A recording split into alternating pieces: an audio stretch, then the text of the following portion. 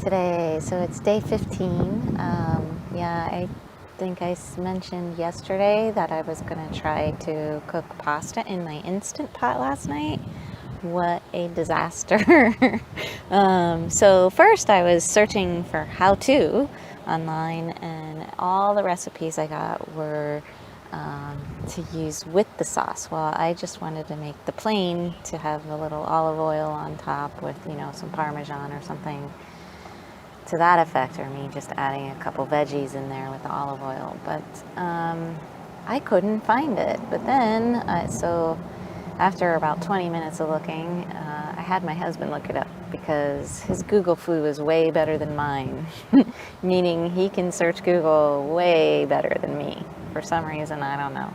I don't seem to get half the time what I'm looking for. So anyway, he found it, and it said to do on manual for 4 minutes.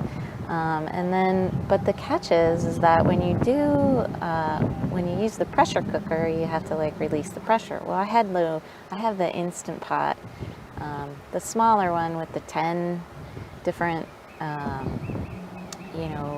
settings on it, but there's no manual. So I was like, okay, well, it must be pressure cooking, because it's only 4 minutes for pasta, right? So what it said was to put the pasta in, cover the pasta by 1/2 inch to 1 inch of water. So that's how much water you put in there, and then you put it on for 4 minutes.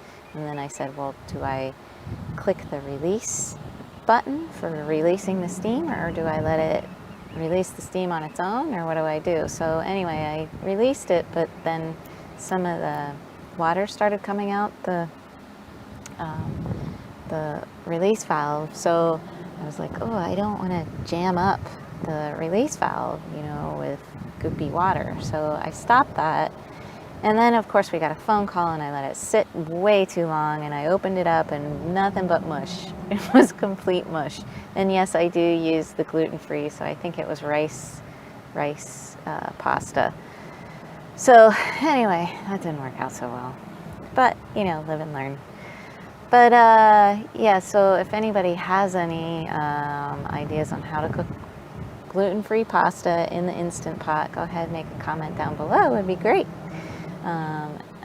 Other than that, today is Sunday. It's beautiful. We woke up to a little cloudy chill, which was good, because just to stay out of the sun is always good.